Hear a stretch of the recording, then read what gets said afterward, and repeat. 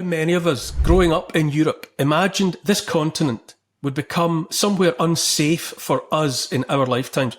Far less that it would have been deliberately made unsafe for us by our supposed leaders. Obviously, a lot of us learned at school and elsewhere about all the blood spilled over centuries on European soil. We knew that for hundreds of years, petty tyrants spilled the blood of their people in ruthless, careless pursuit of wealth and territory. We knew that in the 20th century, it all came to a head not once but twice in World Wars I and II.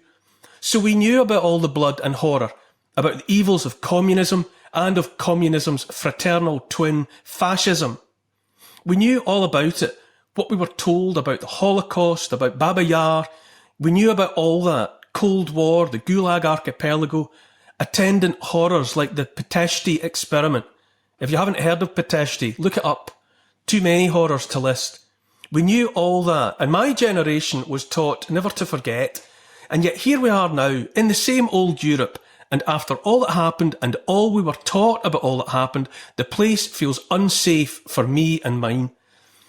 In the Europe where, as I remember it from school days, we were told to speak up when we saw the smoke, the warning signs of totalitarianism, of the casual disregard of freedom, of the casual disregard of human life. In that same Europe, the same old totalitarians are back.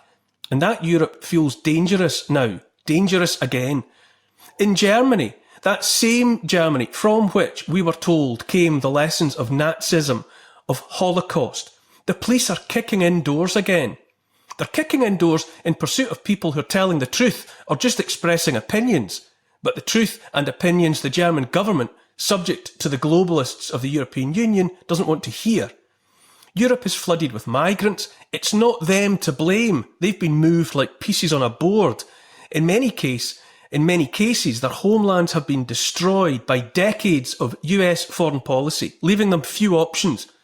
In any event, they're on the move and taking up residence in Europe, because to have them in Europe en masse, disrupting by their very presence civilizations and cultures that were millennia in the making, to have them here washing away in a few years the achievements of millennia, the identities shaped by millennia, to have them here washing away in mere moments Christianity, indigenous white populations, languages, traditions, norms, ancient cultures that endured centuries of war and other bloodshed.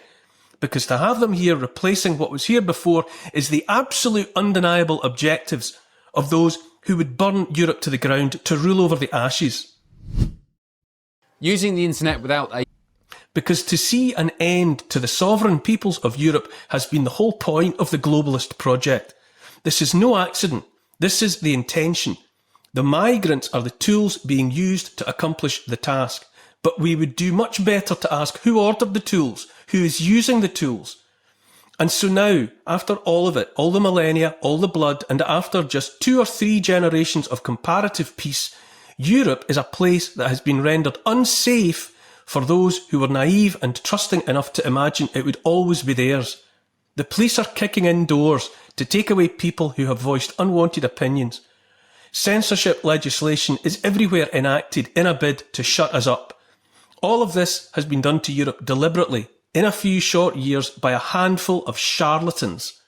I count Britain into this Europe, and our fate here has been charted by more of the same charlatans, sock puppets, mouthing words spoken through them by others we do not know.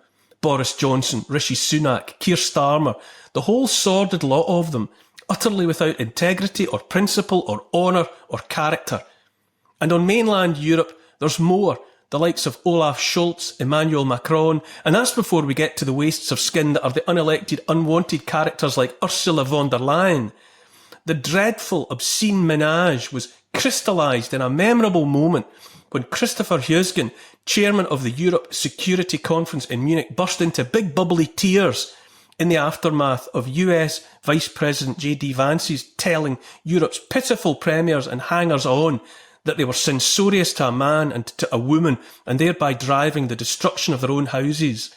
That rather than listen to what their people thought and wanted, they preferred to throw them in jail or otherwise silence them for holding and expressing opinions at variance with those of the blob.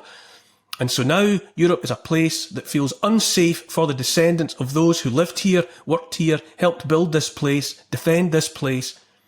It's not unsafe and broken just because of the millions of illegal strangers taking advantage, as well they might, of free this, that and the other, but on account of the fact the powers that be, the powers that ought not to be, have created an atmosphere in which people descended from those that have lived here for centuries, if not forever, an atmosphere in which those indigenous populations are supposed to live now in fear of those nominally as stress in positions of authority over their lives.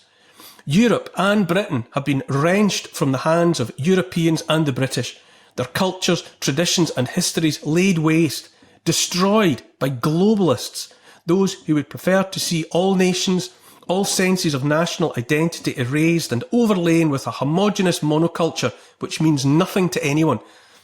And as they say, when all else fails, they'll take you to war. Hollow men, factotums like Starmer, open their mouths for words composed by others about putting British flesh and blood in the charnel house that has been Ukraine. So discombobulated are they in their panic, in their dying as a globalist cult, they turn reflexively towards the solution that has always rescued globalists, which is war.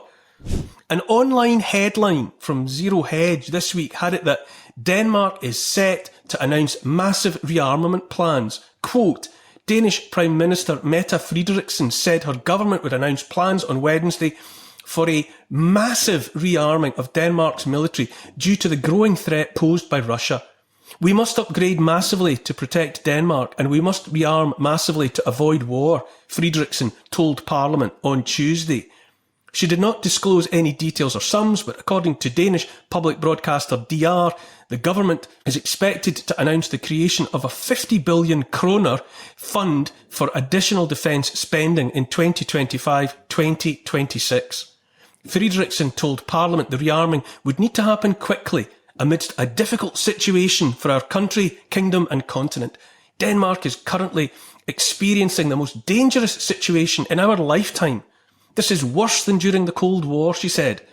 After emergency talks in Paris over the US change in policy on the Ukraine war, Frederiksen warned that Russia is threatening all of Europe now. The war in Ukraine has been about Russia's imperial dreams, about building a bigger Russia, and I don't think they're going to stop in Ukraine, she told reporters.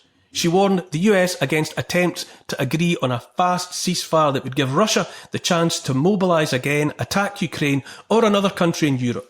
Since the outbreak of the war in February 2022, Danish support to Ukraine has amounted to some $7.52 billion in military support and around $741 million in civilian contributions, according to the Danish Foreign Ministry.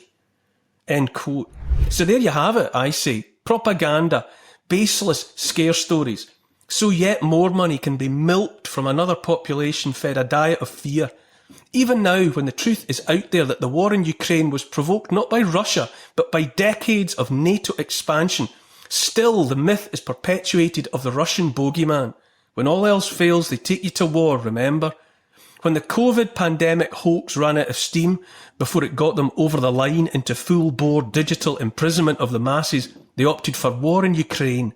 They called it a war to save democracy, in a country where there was no democracy, and now propose to have the descendants of those who fought and died to challenge Nazism stand shoulder to shoulder with Nazis, so that yet more money might be laundered through that benighted place where a freshly slaughtered million souls lie cold in the clay.